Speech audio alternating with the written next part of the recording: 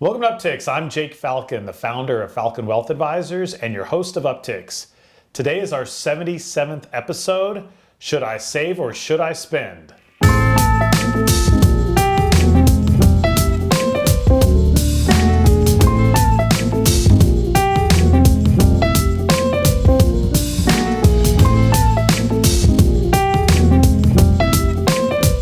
Corey, welcome back to the show. I thought you were going to say, should I stay or should I go? I know. Well that was done. kind of a clue on that song. It's a pretty good song. Who sings that one? I think it's The Clash. Yeah. It's the You Ramones. and Rachel are good with those it's the songs. Clash. I don't know. You could be right. You Should could have be wrong. second-guessed myself. You could be right. You could be I'm wrong. sure somebody will let me know. Yeah. Yeah. And if they are, feel free. If you're seeing this on social media or whatever platform you're listening or viewing this on, feel free to let us know if Corey was right. I have no idea. All right, so again, the topic for today's show is, as a reminder, we've been doing these surveys out there on Facebook, which have been a lot of fun. And so I wanted to talk about one of our latest survey results was, should I save or should I spend? It was basically, we put out there, do you consider yourself a saver or do you consider yourself a spender? And Corey, how do you answer this question? Which one of those are you? I think a saver. Yeah. So 88% of the people that we polled said that they were savers. That seems like one of those things that where people don't want to define themselves as a spender. Yeah, 12% said they were spenders. So maybe you're implying that not everyone was honest to themselves when they heard. Or maybe it's kind of like you They might don't say, know. well, Corey, if I said Nah, they don't save know. and you're like, I think you're a spender because I know your habits, right? So that's what I want. So that's what I wanted to talk about is that I don't think there's a right answer to this poll. No. I think the most important thing is that you're saving appropriate for your financial goals and that you're spending money on things that you deem of value. Yes. And so I think I listened to or watched a great show on this that, so there's this author out here and I need to go find his information, but the whole gist of his concept is let's get rid of the stuff that you're wasting money on and let's start spending more money on the things that you enjoy. So his whole argument is if you want to go to Starbucks, go to Starbucks. Yeah. Right? Because that's the big one. Like cut out a cup of coffee or whatever, the $5 you pay for coffee and you'll have millions of dollars, blah, blah, blah. His whole thing, which I really agree with, is if you like the Starbucks, that's fine. But are there other places in your life that maybe you're purging or wasting money that capital could be better spent or saved somewhere else? And so I think that's a very interesting concept to talk about a little bit today is it's saying, hey, part of our services at Falcon Wealth Advisors, a lot of our clients have done a really good job of budgeting for themselves, but it doesn't matter. If you're 20 years old or if you're 80 years old and you want to go through an exercise on budgeting with us or a member of our team, we are happy to do that and help you at least feel comfortable where your dollars are going. Some useful tips that some of my clients have implemented is a lot of clients will charge everything on their credit card. Yes. A lot of these credit card companies now will itemize your bill. So it's very easy to see where money is being spent.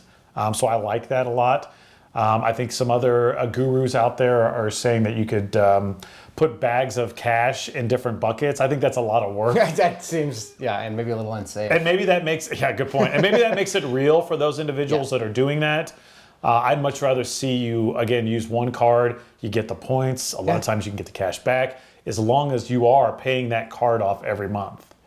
So you got to be very careful because if you're charging everything, and let's say you spend $5,000 or $10,000, but you only mail in maybe $3,000 or $8,000, well, then you're starting this very slippery slope of accumulating what we call bad debt, which typically comes with very high interest. You don't typically get much of a tax benefit, so it's not very smart to do that. So what tips do you have? I know I kind of sprung this topic on you, but savers, spenders. It's interesting also, but go ahead, throw out a tip first, and then I want to share one more piece before we move on to a different segment. Something that I've done personally is tracked my spending where I haven't necessarily, so similar to what you're talking about a credit card company maybe doing for you, but I itemized it even more further. Well, yeah, you can't put everything on a credit card. You can't put your electric bill on a credit can. card. Oh, you can? I do for KCP Oh, you do? now or Evergy, yeah. I didn't know that. Yeah, That's I do. a good tip. So, yep. I'll get the points on that. But the reason I do that is to really break down, and it's not doesn't really have as much to do with the budget as much as, okay, where am I spending money? Right. To go back exactly to what you're saying, where it's like, for instance, Cassie and I live in a 2-bedroom apartment and we don't have kids, but for me, the money that I spend to have somebody come and clean the apartment once a month is like money very well spent. Right. So it's like, it saves okay, you time, right? So then you're working on your health or you're working or spending time with your wife or your other family members, I agree. I just encourage people, and maybe it's a painful exercise to do, but just to track where you're spending, just so you know. And then you can figure out, okay, where could I afford to cut some things so I Right. could spend more on traveling or with my family or whatever. Or maybe you don't need to, and you're like, Maybe you look, don't need to. look, Jake, I am spending less than I save or less than I make or whatever, and I feel good with it, and that's completely okay.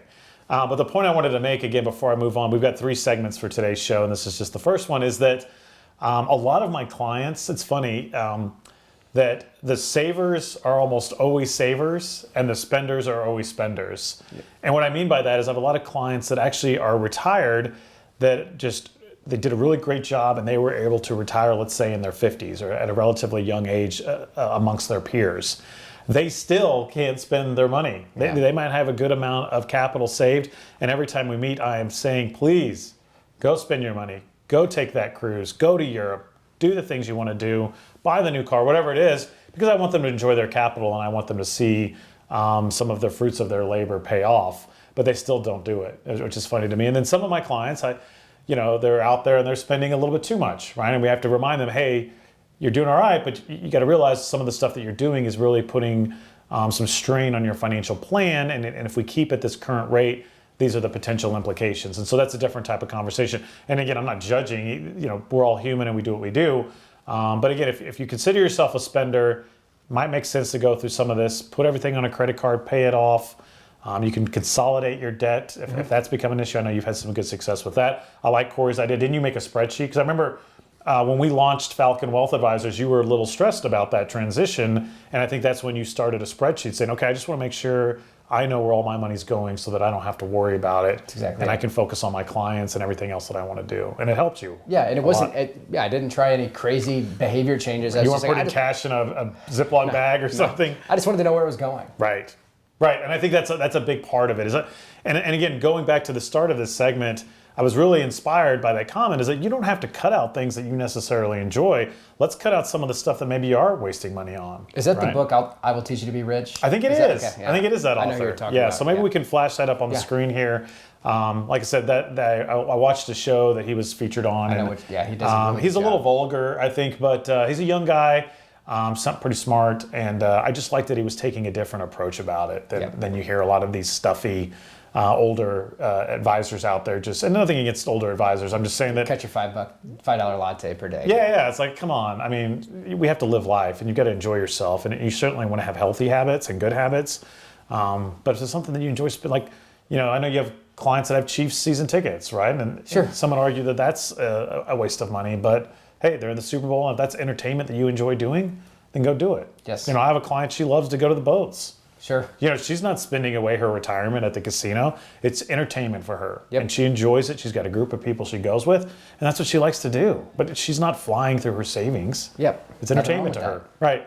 So good. All right, very good. So the second topic I want to talk about is that you have kind of recreated a blog series, which we're really excited about, that we spoke about on here briefly or in the emails. So again, if you're not subscribed to the Retirement Report, you can go to falconwealthadvisors.com. Go to our content section and just click subscribe here. We'll make sure you get added to the list. And the idea is that every week we send out an email that has all of our content that we, again, organically create ourselves at Falcon Wealth Advisors. And Corey has started a new one called Real Questions, Real Answers. So why don't we just talk briefly about one of the blogs you recently wrote about? In our most recent email, the question that I answered was, what can I do with an old frozen 401k plan? Now, this pertains specifically to, I'm sure more than one company, but I was writing it with one specific company here in Kansas City in mind, where, long story short, they were acquired by a different company. They had a new 401k plan and a new benefits package available through their new employer, but they still had this bucket of money that they had been contributing to for 10, 20, 30 years sitting out there separate that was frozen, that they needed advice on how to best handle that account. Right. So your blog kind of goes through some of the options. Can you roll the money over if you leave? If you're still working there, you might not be able to do that. So then what do? We look at your investment options and so forth. So it's pretty interesting. And those are subjects that we talk about all the time with our clients. And so what we're looking to do is to share some of these conversations that we've had.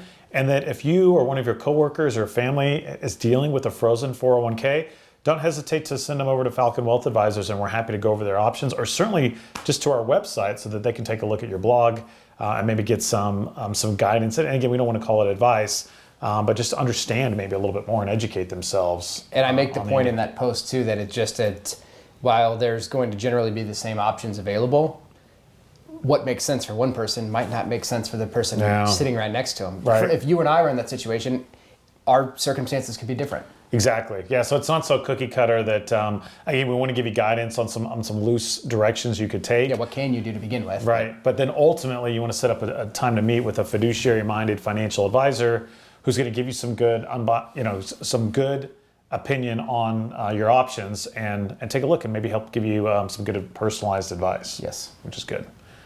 I stuttered there because I almost said a word that you can't say on these things.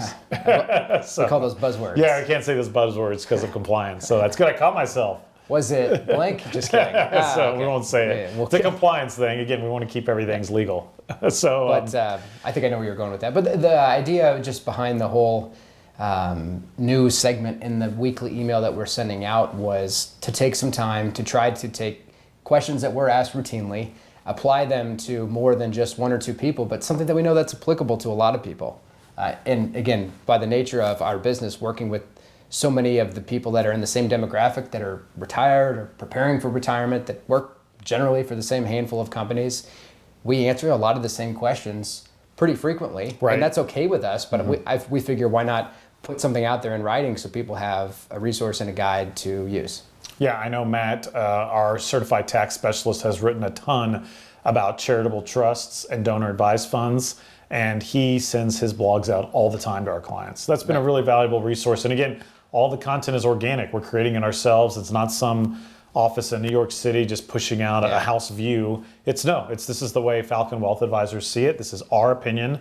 It's not even Hightower's or anybody else's. It's our opinion on the way that we help our clients.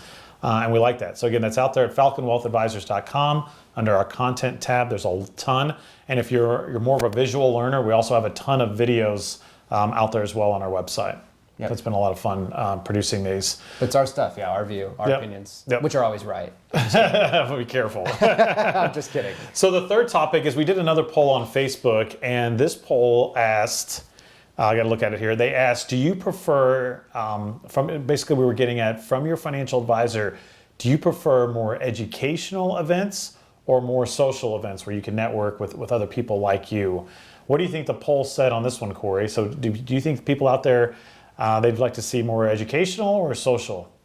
Social.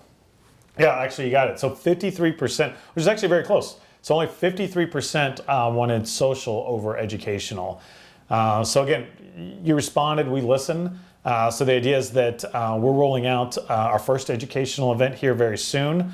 It's a very specific invitation. So if you are interested in attending, certainly reach out to myself or Corey or anybody on our team, and we can give you some information on that educational event. And then I'm sure we'll pick up our pickleball social. That was a huge hit last year. So that'll be coming once the weather warms up a little bit in Kansas City. So the idea is we're going to do both. Because it was pretty split there, that we're going to keep educational events rolling, and then we're also going to do social events as well. These are by invitation only, so again, you've got to reach out to us.